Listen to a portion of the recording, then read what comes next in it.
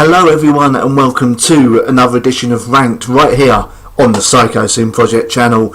Now I'm doing a bit of a review on this one as well. I'm going to go through the albums in a minute of Kittie and give you my personal ratings for them, and which I think is the best and which I think is not the greatest. But before I do that, before I go into the ranked thing, I just want to do a sort of mini review. Because the reason I'm doing this is we are on the 20th anniversary of Kittie releasing their first album, and of course they've released something that a lot of you Kittie fans have probably already bought, and for those of you in America and in Canada, this review is a few months late.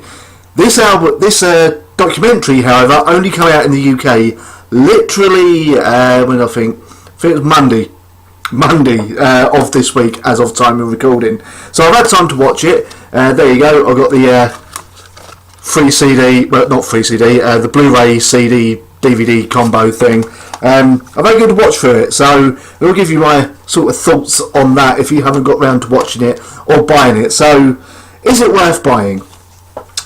Absolutely. If you're a Kittie fan, you are gonna really enjoy watching this. It goes through a lot of stuff, some stuff that you'd probably be surprised that the band will actually speak about the recording of each album, the struggles they had maybe with members, not personal struggles with members, but struggles with obviously having to find new members, possible struggles with producers, not got to spoil,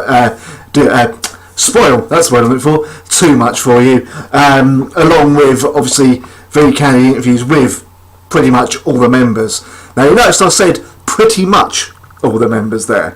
Unfortunately, two previous members of Kittie, according to the documentary, declined to take part in the documentary.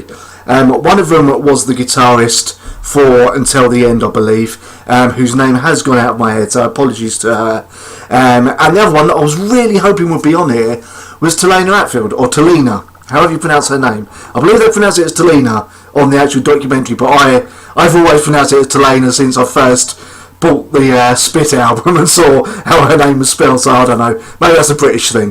Now the weird thing with Talena, or Talena, again, however you want to pronounce it, is we saw photo shoots in the lead up to this documentary sort of coming out with her, with the rest of the members of the band. So I don't know whether she sort of shot her parts and then at a later date maybe decided she wanted to distance herself from the past of Kittie to move on with her own musical projects or whatever, or maybe she just weren't too happy with what she said in it and decided it weren't right for the documentary or not right for her. I don't know, but that is something you need to be aware of, is that if you're expecting every member of Kittie to be on here, you're going to be sorely disappointed. But there are still clips from her in the studio, along with the guitarist as well, as I said, that provides a great lot of insight. The documentary itself is about an hour and a half to 2 hours long. Obviously you get a Blu-ray copy, a DVD copy, and a live CD. Now I've not listened to the live CD, but if it's been recorded well, and as someone who has managed to see Kittie twice, in 2010, I believe, in 2008, 2009, in London at the Underworld, of which there's a bit of footage from them backstage on here as well. I can confirm they are fantastic live. Also, for those of you wondering, it does give you some hope as to further Kittie, but I will say no more. So all in all, the documentary as a kind of time capsule of the band over the last 20 years and where they're going in the future, it gets a 5 out of 5 from me. Absolutely worth a watch for you, if you're a fan or not, from this absolutely wonderful Canadian band who, when they come out, was right sort of at the beginning of the new metal era, which, let's face it, I will always defend the new metal era myself, but wasn't the kindest to women with their lyrics, as it were. You know, your Limp Bizkits, etc. Korn even had some fairly dubious, slightly angry towards women lyrics, even Glassjaw, and they're not really new metal. But Kittie come out, they struck a blow for women. Not to say that the lyrics back then were overly feminist. None of their music's ever been, like, lyrically, they've never been like overly feminist for everyone to enjoy. But they are one of the bands that you can hear their influence in bands now that maybe even those bands don't realise it, such as In This Moment, Butcher Babies, bands like that. Maybe even a little bit in sort of Birthday Massacre, I don't know, not too sure on that. And definitely sort of The Agonist as well, probably had an influence on both their vocalists. So yeah, if you're interested in Kittie and don't know too much about them but just getting at the band, buy the documentary. If you are a Kittie fan and haven't already bought it, or you live in the UK, it's only just come out, definitely buy this documentary. It's got to say album then. Admittedly, it cost me £18, which is fairly steep, but you know what? If it's going straight to the band, which I'm hoping it is, then I'm absolutely up for that if it helps support them to make more music or to maybe do 1 or 2 tours, because I know that being a mid-level band as they are, because for some reason they never quite broke through the glass ceiling, which is absolutely gutting to me, because as you'll hear when we go into the ranked section of this video, they never made an objectively completely bad album. In fact, there wasn't really bad songs, there was just lesser songs or songs that were just average. They never done a song that when you listen to it you sort of went to yourself, there's no way in hell I could listen to that again, let alone a whole album like that. So yeah, there we go. That is what I think of Kittie, the Origins Evolutions documentary. As I said, probably as you've probably guessed, I'm a huge Kittie fan, have been since they released their first album over here in the year 2000.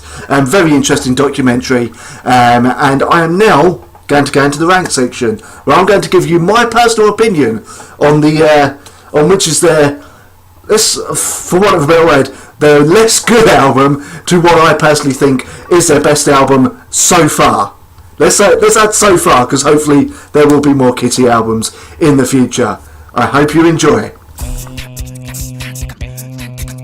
So in at number 6, and the way I'm going to do this is I'm going to basically do this from the view of someone who is new to Kittie, because maybe this video will help you get into the band, check them out, and basically in at number 6 is Funeral for Yesterday.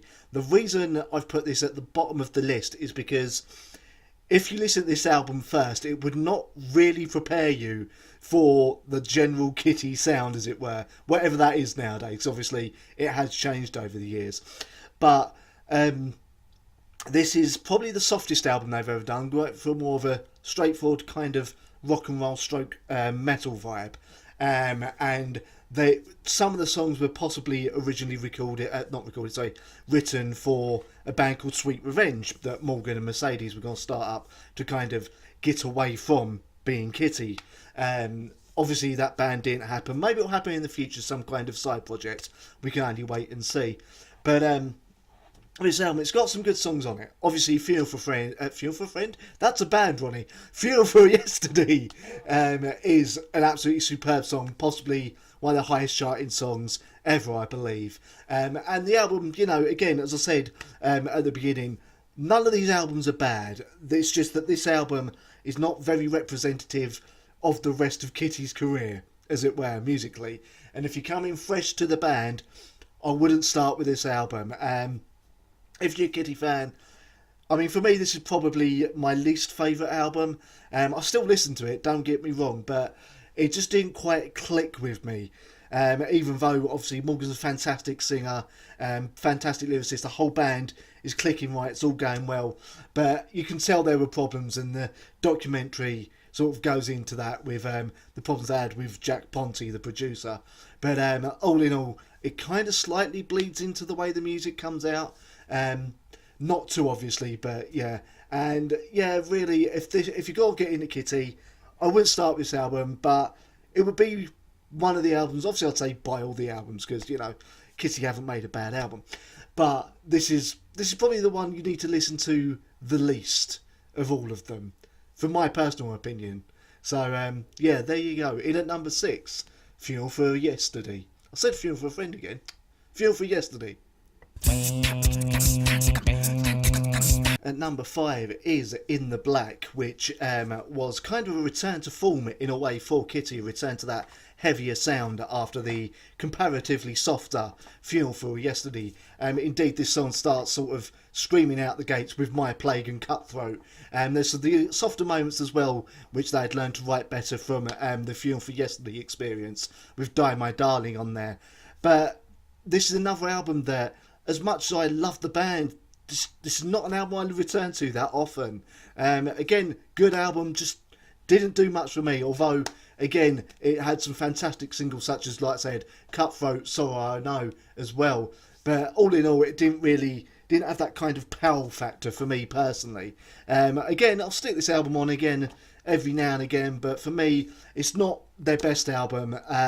It's better than Funeral for Yesterday to me, because obviously this is going back to that signature, as it were, Kittie sound, and the heaviness is there, but it seemed like they were a little bit not as confident in themselves recording this album, even though on the documentary Mercedes says this is her favourite album of Kittie's.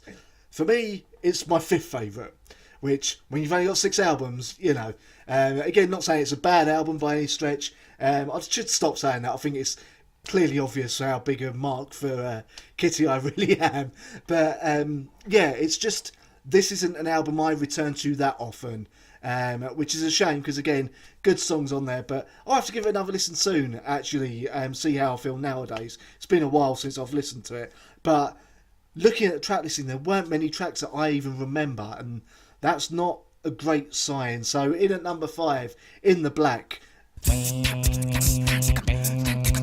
In at number 4 is the 3rd album by Kittie, just to confuse you, called Until the End. After the unrelenting heaviness that of Oracle, the band started bringing some slightly softer elements again, which they had on Oracle, but the Oracle was kind of like comparing Cowboys from Hell era, say, Pantera, to the Great Southern Trendkill, you know. So with this, they went back to a slightly more, I suppose you could say, radio-friendly sound in a way, while retaining that heaviness, still kind of nailing down their sound for themselves, and starting to come up with more sort of memorable tracks, as it were. And it started fantastically with the beginning, with the first single, not in the beginning, what's talking about, which was, bear with me, my mind's gone all over the place, which was Until Into the Darkness, which, as a beginning single, was a radio rock single, should have done them wonders. It was an absolutely fantastic yet dark-hearted radio rock single that, for some reason, just didn't get that big, at least where I am. In the UK, unfortunately, Kittie have never really become the biggest band, which pains me greatly as someone who has been a fan since they first come out. I've just realised, I said in the intro as well, I've seen them live twice. I've actually seen them live 3 times. First time was when they were opening for Slipknot in 1999. Christ, I'm old. Anyway, but yeah, I mean, I'm looking at the track list again here, and again, it's that issue with, I don't remember a lot of these tracks, but I do remember this album sort of being a good follow-up and a good mixture of what they'd done on Oracle, what they'd done on Spit, and bringing something new to the table. So in at number 4 is Until the End. Number 3 is one that probably divides a lot of Kittie fans. A lot of them probably won't agree with it having this higher billing, but my God, this album, I loved it when it came out, and I still love it today. It is their 2nd album, Oracle.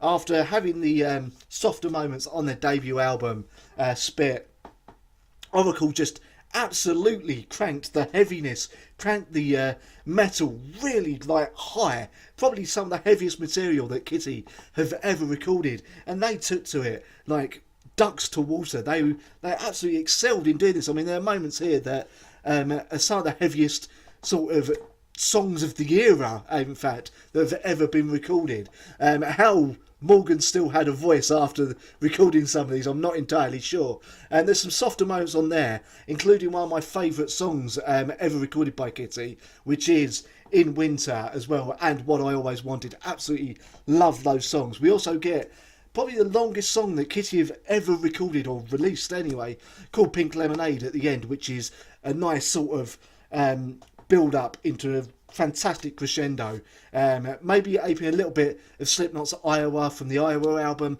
but this is Kittie's own take on it, as it were. Again, those dark sort of teenage angst lyrics all the way through this, but you could hear the band was growing, not the band was bowing, as I almost said then. Also, there is a very, very underappreciated, but no doubt fantastic cover of Pink Floyd's Run Like Hell in here on track 5, which a lot of people don't bring up anymore. Yeah, it's an absolutely superb cover. So I don't know why, but yes, Oracle, absolutely love this album. Love this album so much that the next 2 albums, spots 2 and 1, literally only very marginally beat this album for me. So that's how much I love this. So, in at number 2, which of the 2 albums left am I going to put? It's got to be their debut album, Spit. This album literally came out of nowhere for me. Brackish had been on, I believe, a Kerrang CD. Sorry, not Kerrang CD, like a Kerrang cover CD with the magazine. Back when, Kerrang was a magazine worth reading here in the UK and not just full of pop punk bullshit. But anyway, this album come out of nowhere. I heard Brackish, I was like, I need to hear more of this band. I think I may have pushed a HMV employer to quitting just so he didn't have to put up with me going in there every week asking if it was out. That may very well have been a thing that happened. But apart from that, I really was excited for this album. It did not disappoint. Every track on here, an absolute winner. Starting with the absolute roller coaster that is Spit. Then you get Brackish itself. Then you get so many good tracks on this album. It's just one that for me it is an absolute classic debut album that belongs up there in the hemisphere. And yet I've got one more album. The album that I think is their best. Many of you who are Kittie fans already know what it is, considering where I've put the other albums. However, let's give you tell you now what I've put as the best Kittie album. And as many of you have probably guessed, for me, my favourite and the best Kittie album is their most recent one, 2012's I've Failed You. Good God, this album. As I said, this and Spit literally, there was the smallest margins between the top 3 as to what placings they would get on this list. And let me put it like this. Now, many of you have watched this channel or have known me over the years, aware how big a fan of Fear Factory I am and how hard doing the rankings for those albums were. Well, doing this list was almost as difficult as that. Oh God, this I've been thinking about doing this video for a good 2 weeks, but as I was thinking about it, I was kind of struggling with where I should put the album placings. But I've come to the conclusion that for me, this album, I Failed You, it takes everything that Kittie have experimented with over the years while keeping that signature Kittie sound, boils it down to the best elements it possibly can, comes out with an absolutely killer set of songs. I mean, Empires 2, good God, that song is awesome. I Failed You, absolutely superb opener. We Are the Lamb, what a single, what a fantastic song. Again, I mean, why this didn't push the band into the next stratosphere, I do not know. Hopefully this is not the last we've heard of Kittie, but God, if this does end up being their last album, then I am glad they gave us this. Anyway, this has been me ranking the Kittie albums. Thank you very much for listening and watching. And if you have issues with my rankings, sound off in the comments. But feel free to like, share and subscribe. The usual YouTube thing. Also, catch my radio show, The Psychosin Project, every Sunday from 2 PM GMT, 9 AM EST on thatmetalstation.com. Thank you so much for watching or for listening. I hope you enjoyed it, and I'll see you next time.